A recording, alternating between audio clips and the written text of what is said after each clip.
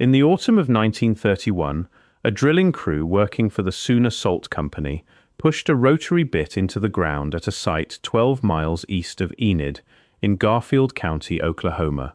They were not looking for anything unusual. Salt dome operations in that part of the state had been routine since the early part of the century. Predictable work with predictable returns.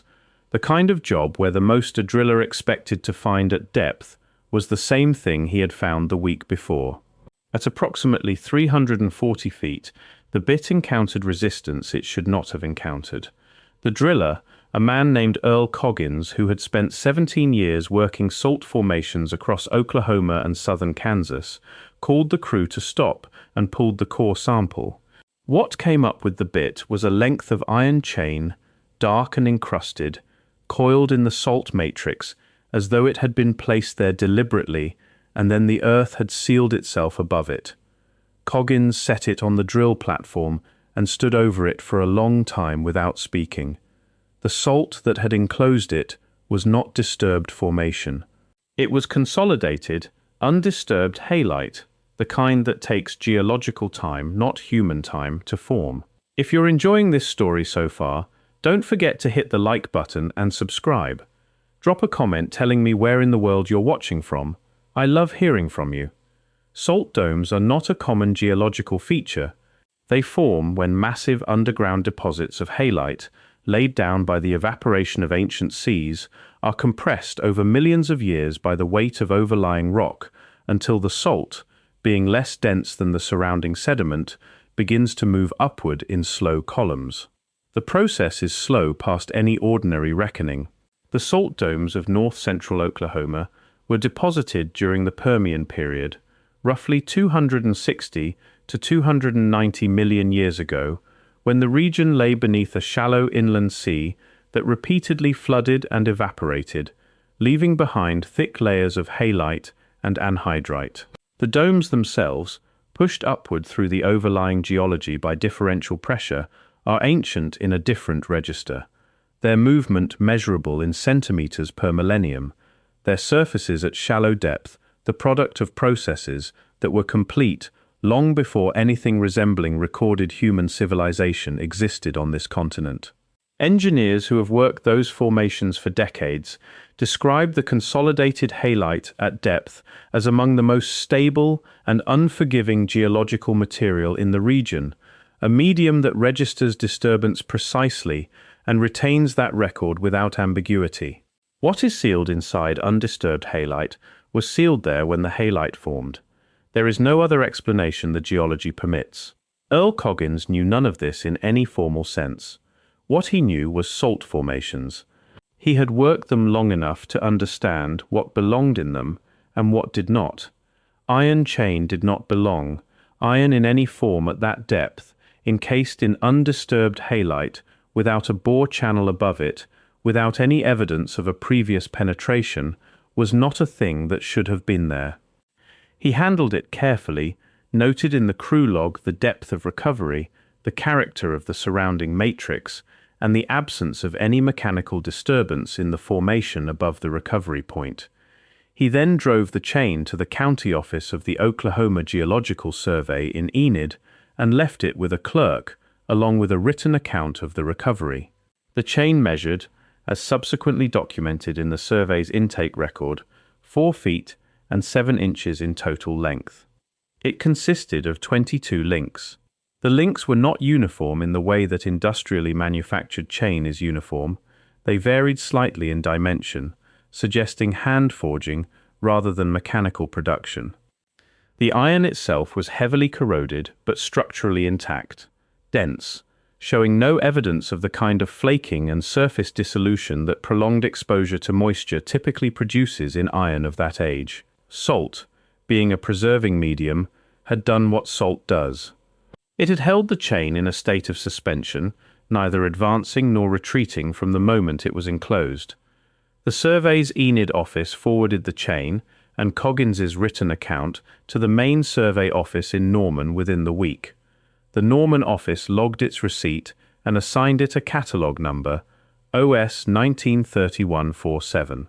A staff geologist named Thomas Harwell was asked to review the material and prepare a preliminary assessment.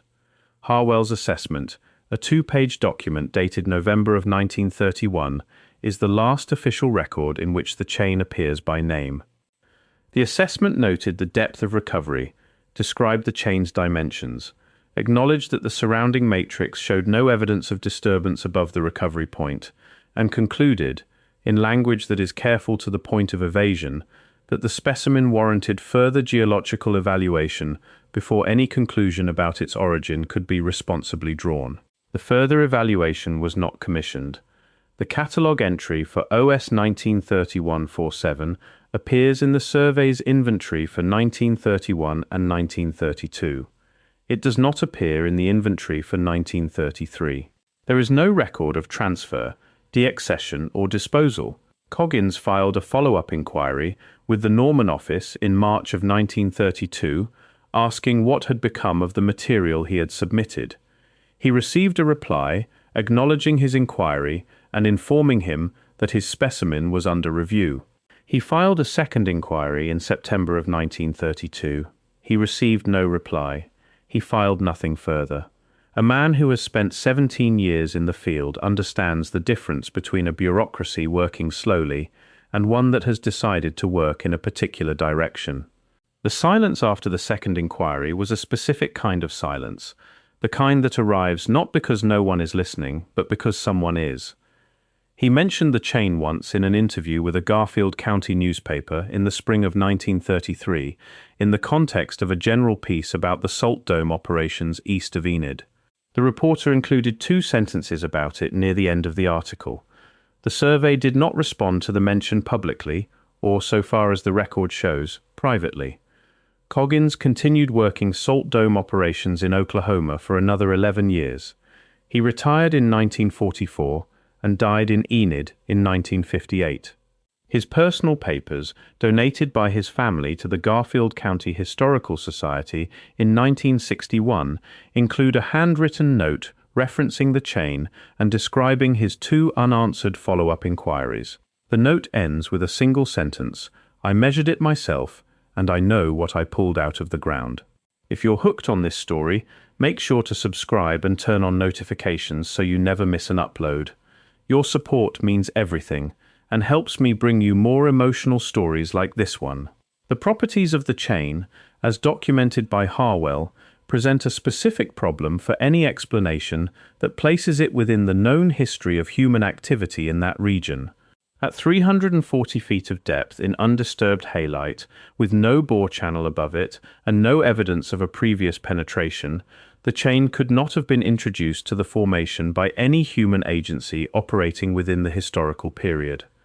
The deepest pre-Columbian earthworks in North America reach perhaps 40 feet. The deepest documented use of any shaft or pit technology by any indigenous culture in the region reaches nowhere near 300. 19th century drilling in the Oklahoma salt formations began in the 1880s and was conducted with equipment that left recoverable traces in the surrounding geology. No such traces were present at the Coggins site. The chain was not dropped down a shaft, it was not lost in a flood, it was not carried there by water, which moves horizontally in a formation of this type and does not transport iron against a salt matrix without leaving the kind of dissolution channels that Harwell's assessment specifically noted were absent. The only available explanation within the conventional geological framework is contamination, that the chain entered the core sample after the bit encountered the formation, through some accident of the drilling process. Coggins addressed this directly in his original written account, describing the chain as recovered in the core matrix itself, not in the fluid return or on the bit head, and noting that the halite surrounding it was continuous and showed no fracture pattern consistent with a secondary intrusion. Harwell's assessment did not dispute this characterization. It restated it, in fact, before arriving at its careful conclusion.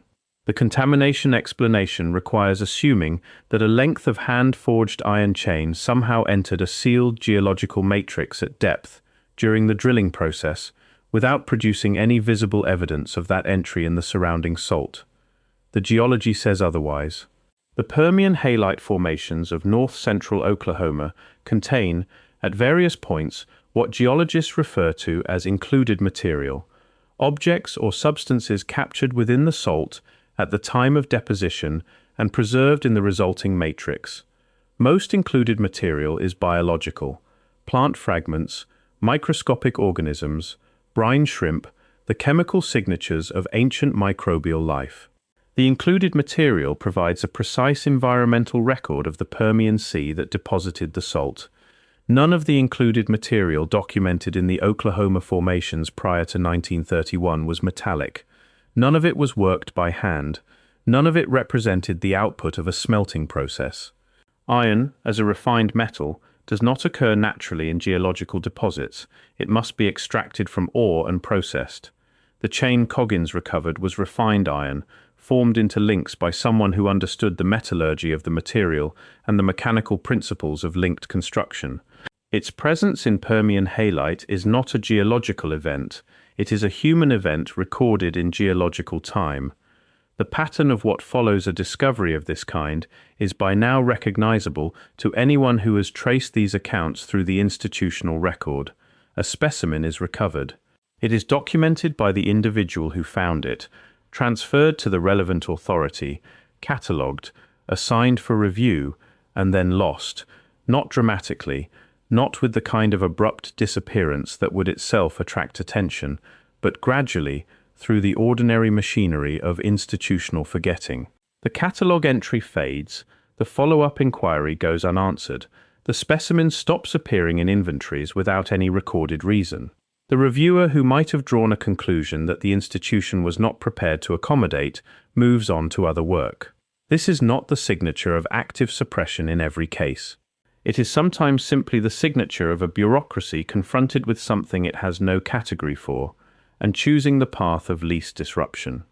But the result is the same. The physical evidence enters the official record and then leaves it, and what remains is a gap in the sequence where the evidence should be. Thomas Harwell, the staff geologist who reviewed the chain in 1931, published 12 papers during his career at the Oklahoma Geological Survey, covering stratigraphy, mineral resource assessment, and Permian formation characteristics. None of those 12 papers mentions the Coggins chain.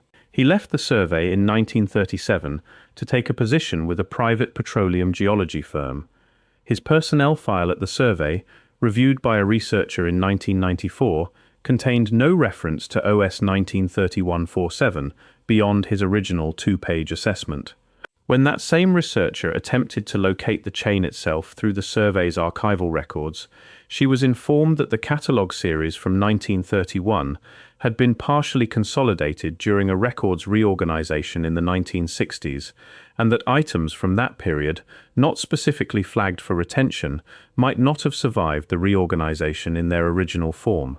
She asked what specifically not flagged for retention meant in practice. The archivist paused before answering and said it meant that someone had made a judgment about what was worth keeping.